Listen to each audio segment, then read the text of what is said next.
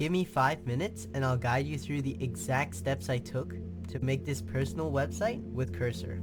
Okay, first step, we're gonna click open project and we're gonna make a folder to make our website in. So I've named it landing page test. You can name it whatever you want.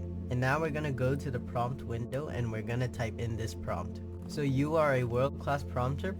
Write a prompt for an AI to make a landing page according to these specifications. And now we're gonna spell out what we want in our landing page. Okay, so below I've written out what I want in my website. It's essentially gonna be a website that allows you to record covers of your favorite songs easily. Okay, it's written the prompt, and now we're just gonna write create it according to the prompt.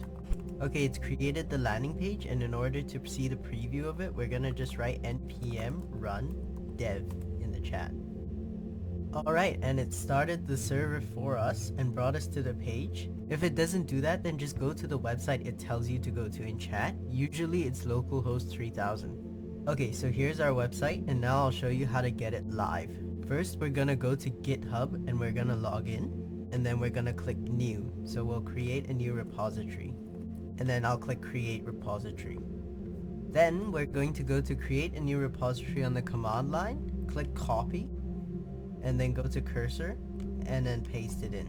We're also probably gonna have to write our username and our email for GitHub.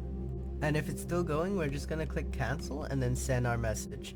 Perfect, so it looks like all of our code has been pushed to GitHub. So we can go back to our repository and the code should be there when we refresh. Okay, the next step we're gonna do is we're gonna go log in to vercel. And when you're at your dashboard, you're gonna go add new project, and then you're gonna import the repository that you just made. So this is called test landing page, and then we're just gonna click deploy.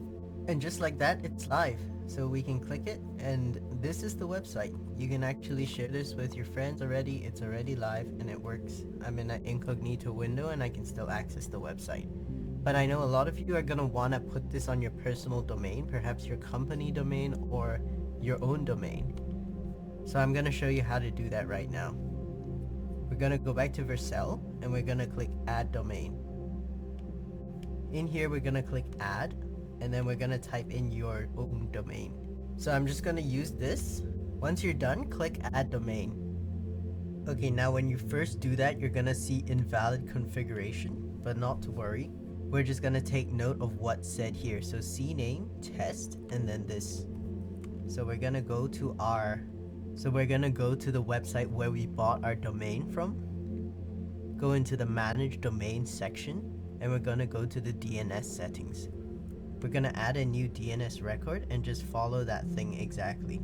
So cname, and then it said for me test, and then paste that in, and then we're gonna add it. Alright, so after a little bit it said valid configuration assigned to main, and that means you're done. You can go to project and then click the link, and there it is. It's on your domain.